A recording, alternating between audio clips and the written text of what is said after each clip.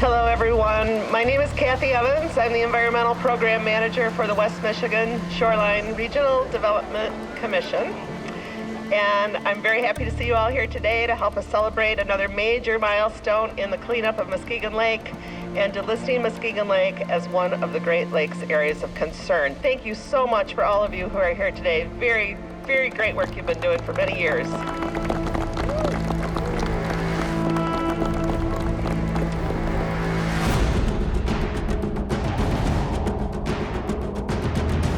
Muskegon Lake Shoreline was the place to put industry. If there was a place for a foundry or a place for a machine shop or a place for a plating company, it was the shores of Muskegon Lake. It was unbelievable the treatment that the lake got in those days because Muskegon Lake was used as a dump.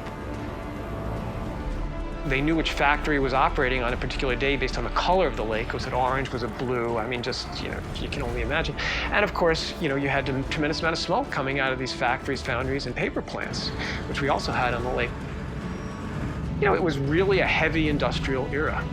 We don't talk just about the windows not facing the lake, but basically the community didn't want to face the lake. We turned our backs to these lakes.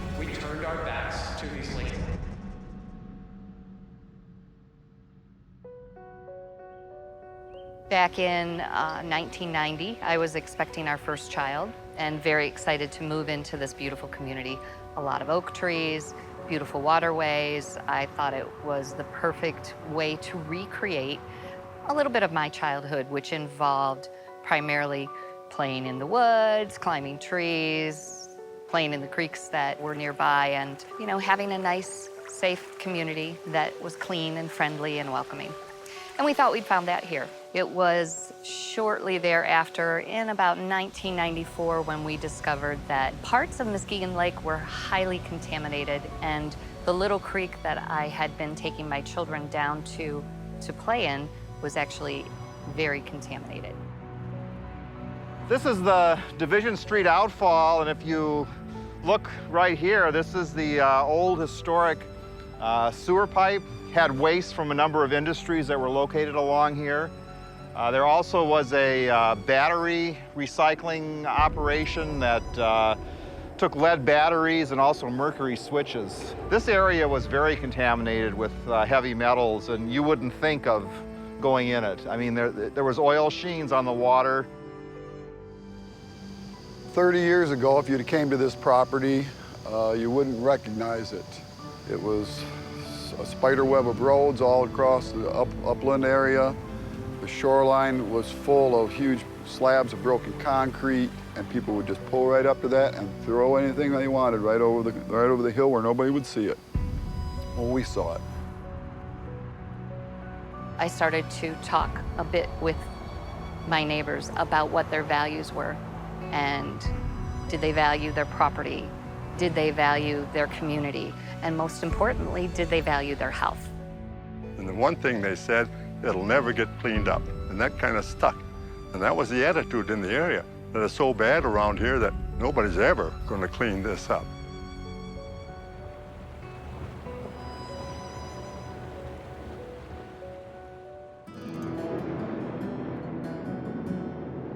It's the old 80-20 rule, if you remember the Pareto distribution, where 20% of the people do 80% of the work in any organization.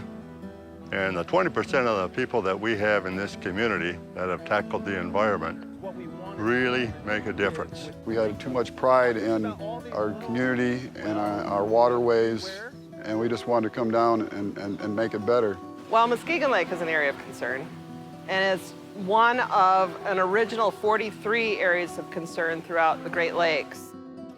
What an area of concern really is, it's a water body that's really not meeting water quality standards for a number of different beneficial uses. So Muskegon Lake had 9 beneficial use impairments. We had the loss of fish and wildlife habitat, degraded fish and wildlife populations.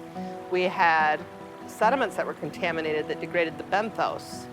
We had eutrophication and undesirable algae on Bear Lake. We had restrictions on drinking water, and fish and wildlife consumption, and a number of other impairments.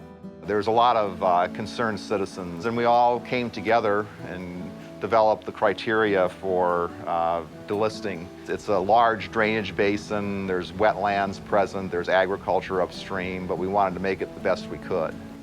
I would say you have to change what is being valued.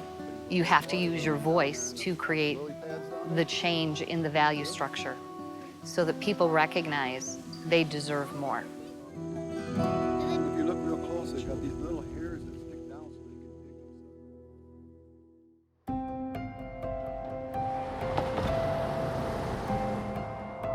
can If you took semi-trucks bumper to bumper from New York to San Diego and up to LA, of contaminated mud has been removed from the Great Lakes under the Legacy Act.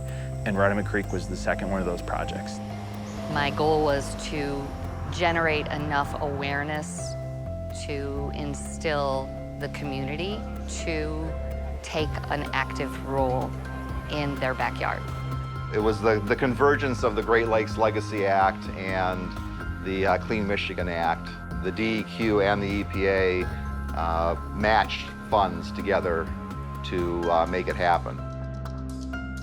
80,000 cubic yards of sediment, enough to fill a football field. It just takes a little heart, is what it takes. You just got to go down. If there's a place you love and you don't like the way it looks, don't leave it up to someone else to make the difference. You are somebody else. You are the person that has to go out there and do it.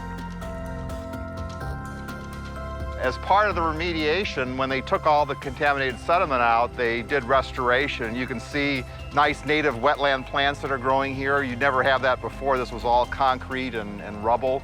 And now we've got the kayak launch. Just a nice overlook facility to look at the wetland.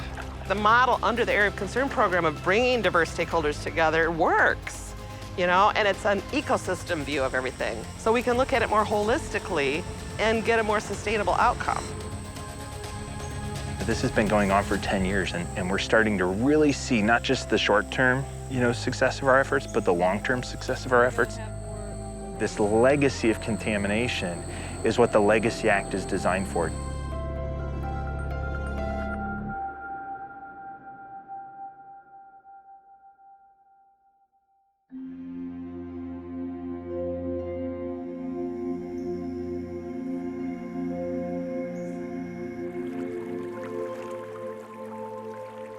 I know Muskegon years ago did not have a good reputation.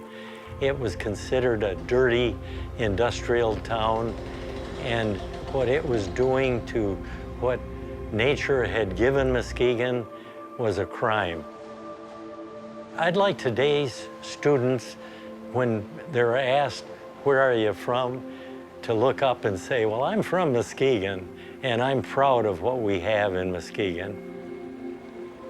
I think what we need to do to make this happen is to get more people out on the water. It's amazing that there are people that live 2 or 3 miles away and have never actually been to this lake. So we need to improve access. And that's not just public access to the lake once you're here. We need to get people to this lake and have opportunities to recreate on that lake at very low cost. So there's no impediments to getting them out on this lake. I think Muskegon stands out definitely within the Great Lakes region, but I almost think nationwide in terms of best case scenario of all the different players working so strongly together. I always love coming back to Muskegon. We look to Muskegon often as really the place where things are happening, where people know how to get things done. I want you to take a minute and look around at each of you and understand that progress takes a set of relationships. Here at this site and across Muskegon, across Michigan, and across the Great Lakes, we get to hand our children and their children something different and something better than was handed to us.